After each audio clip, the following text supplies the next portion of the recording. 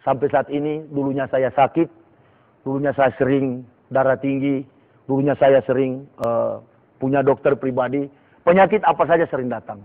Tetapi ketika meluk agama Islam, subhanallah, menjadi tenang, walaupun setahun saya jarang tidur, siang malam saya kerjaannya cuma berdakwah. Dan pendeta-pendeta Kristen pernah berkhutbah di Manado, mengatakan bahwa ketika saya masuk Islam, saya sudah melarat dan naik turun masjid minta-minta uang. Ini hal yang tidak betul. Justru saya banyak membantu masjid dengan hasil karya saya. Dan saya tidak makan uang haram lagi. Saya tidak peras lagi umat. Karena saya tahu dengan berkah dan nikmat dari Allah, saya bisa hidup dengan hasil yang halal. Jadi semua pendeta yang hidup di luar sana itu adalah orang-orang malas. Saya baru sadari.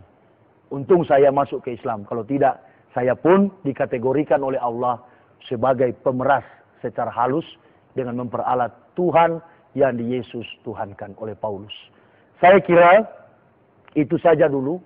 Silakan bertanya mengenai kehidupan saya, bagaimana saya bisa memeluk agama Islam dan apa yang saya rasakan, atau terkait dengan ilmu pengetahuan, disiplin ilmu yang pernah saya pelajari, yang kemudian saya akhirnya dari sekarang sampai nanti hari pembalasan atau sampai saya tutup mata mati, saya tetap memeluk agama Islam. Ini komitmen, konsisten dan kami tetap objektif. Silakan bertanya, saya berikan waktu sepuas-puasnya barangkali ya, sesuai dengan petunjuk yang ada. Silakan.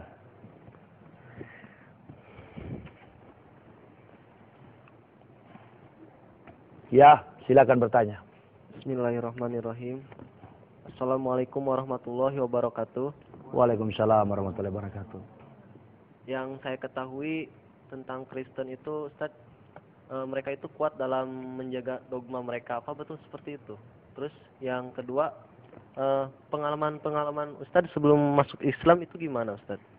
Baik. Terima kasih, Ustaz. Assalamualaikum warahmatullahi wabarakatuh. Waalaikumsalam warahmatullahi wabarakatuh. Saya akan jawab dulu ya. Orang Kristen kuat mempertahankan dogma hanya dipengaruhi oleh 2 ayat. Yang lain-lain itu tinggal tambahan. Kalau kita dapat berfilsafat dan meruntuhkan 2 ayat ini, maka orang Kristen tidak akan bertahan untuk memeluk agama Kristen lagi. Perhatikan ayat-ayat itu. Tulis. Yohanes pasal 3 ayat 16. Ini ayat-ayat yang kuat yang dipertahankan oleh orang Kristen. Dan saya akan jelaskan.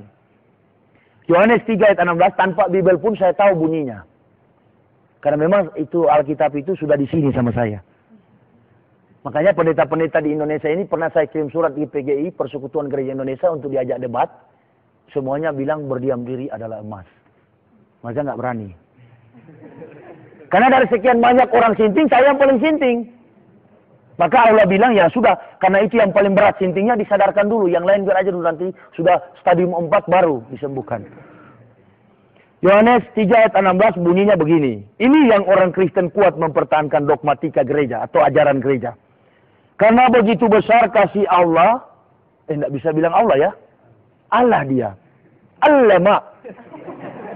Karena begitu besar kasih Allah akan dunia ini, sehingga ia telah mengaruniakan anaknya yang tunggal.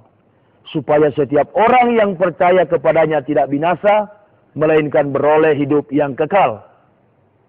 Makna filosofis yang terkandung dari ayat ini menunjukkan bahwa Tuhan katanya di surga itu sudah sayang betul sama manusia. Mengasihi betul manusia. Maka dia turun di dalam diri manusia Yesus Kristus.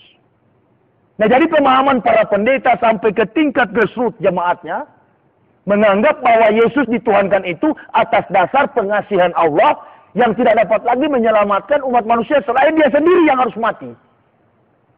Ini pemahaman gereja. Jadi umat Kristen itu sudah ketipu oleh konsep filsafat Yunani.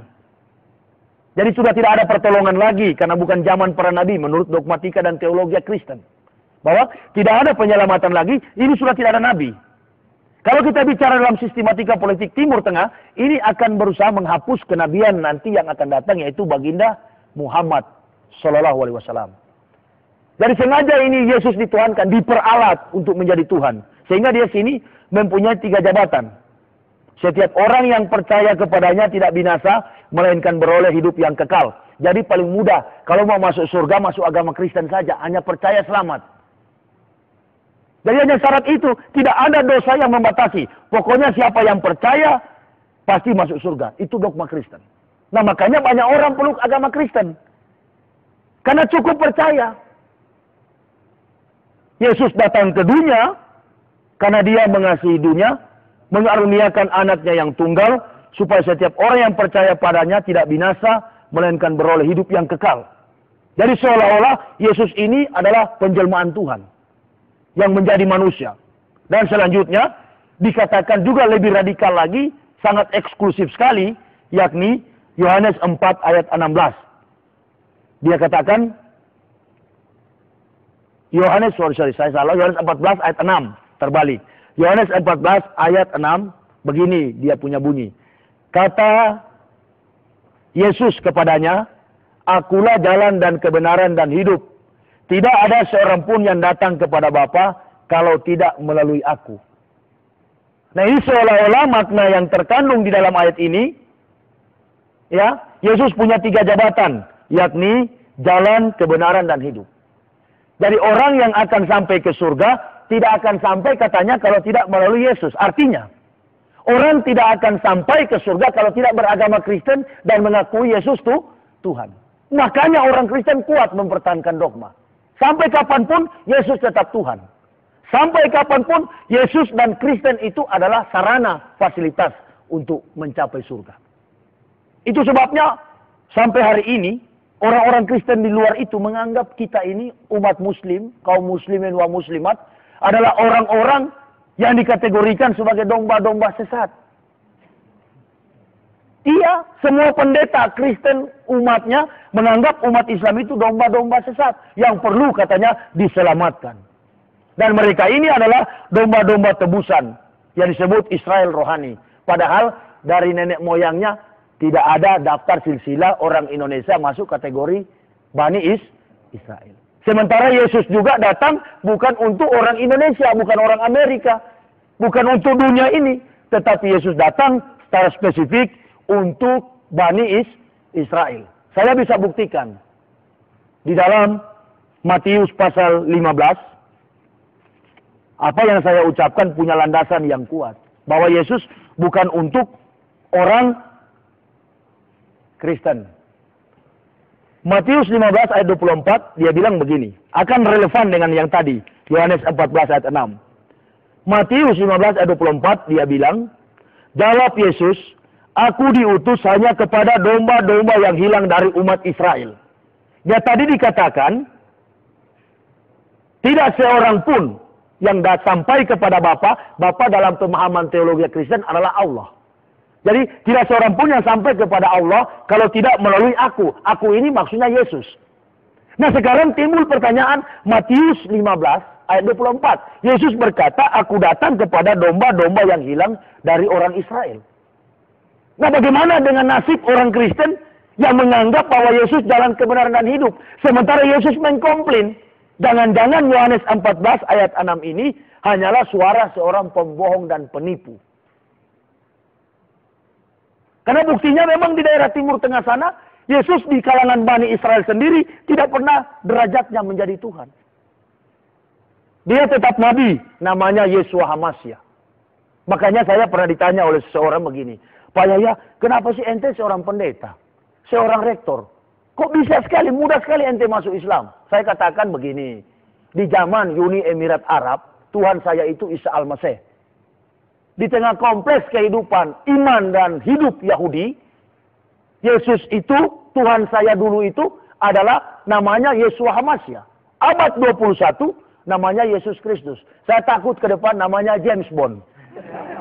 Nah iya, bisa-bisa James Bond, bisa-bisa Bruce Willis, bisa-bisa jadi Jackie Chan, dan lain sebagainya. Atau Arnold Schwarzenegger. Bisa-bisa saja. Karena setiap saat berubah. Sebagaimana megaloman ya. Berubah-ubah terus. Nama Yahya, Nabi Yahya dirubah jadi Yohanes. Petrus, nama Kefas dirubah jadi Petrus. Ini yang dipersembahkan di Gunung Moria adalah Ismail, diganti oleh Ishak.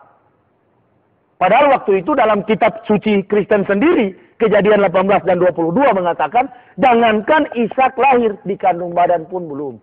Nah, ini merupakan kitab suci orang Sinting. Makanya saya tidak mau percaya ini. Anggaplah ini saya anggapkan sekarang ini. Ini masih lebih berharga daripada majalah Bobo, lebih berharga daripada ini. Orang Kristen nggak boleh marah.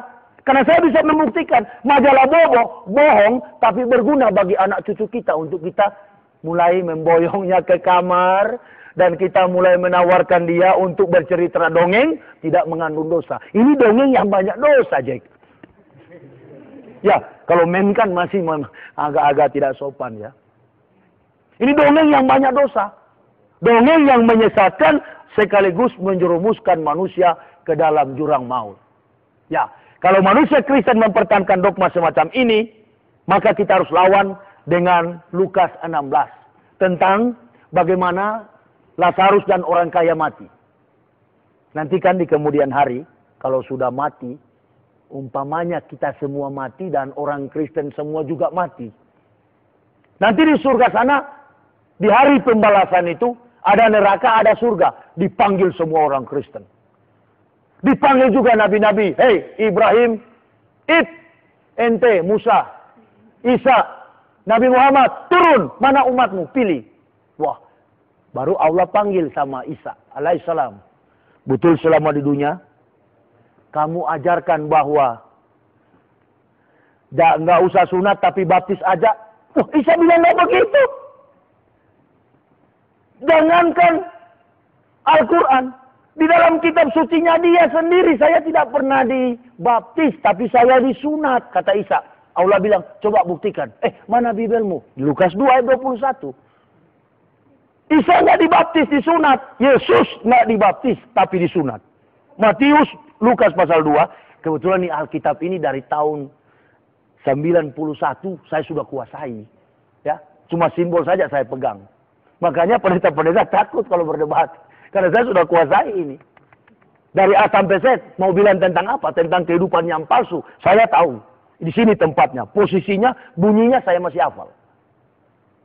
Ya kalau kategori kiai di Islam, saya Jainuddin MZ masih hafal ini. Ya hafal tuh sisi Al-Quran. Ya, mudah-mudahan saya juga jadi orator seperti beliau. Insyaallah. Dan memang tugas saya itu, harus cita-cita saya kuat. Mari kita buktikan, Yesus dibaptis atau disunat. Lukas pasal 2, ini bukan Al-Quran ya, Bibel. Lukas 2, ayat yang ke-21. Begini bunyinya. Yesus disunat dan diserahkan kepada Tuhan. Waduh, Yesus disunat diserahkan kepada Tuhan. Lantas Tuhan mana lagi nih Yesus? Memang nih agama Kristen Tuhannya double. Ada Tuhan yang baru lahir dan ada Tuhan yang melahirkan, menciptakan. Jadi saya hebat sekali dulu waktu Kristen. Saya punya Tuhan dua. Semacam mobil itu double gardan.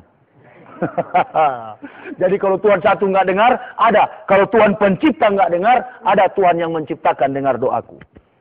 Maka Lukas 21 dia katakan, dan ketika genap 8 hari, dan ia harus disunatkan, ia diberi nama Yesus, yaitu nama yang disebut oleh malaikat sebelum ia dikandung ibunya. Nah, waktu orang Kristen dikumpul, orang Islam dikumpul, baru Allah tanya, lantas siapa yang suruh ajar baptis?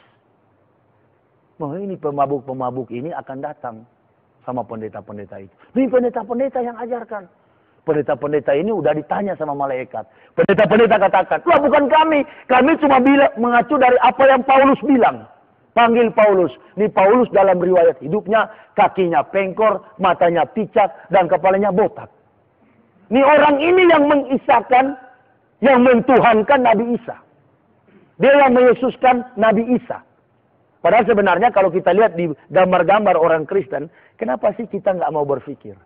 Gambar-gambar di rumah yang tersalib, kalau kita lihat secara antropomorfis. Antropomorfisme itu, antropos manusia, pisme itu bentuk. Kalau kita lihat yang di dinding-dinding rumah orang Kristen, yang begini itu pakai sempak itu bukan orang Arab. Tetapi itu orang bule. Nah ini timbul pertanyaan, dari mana ada Nabi bule? Sebenarnya gampang sekali menjebak kebohongan Yahudi dan Yunani. Cuman orang Kristen itu, kata saya katakan tadi, sudah sesat, sehingga dia lebih daripada sinting.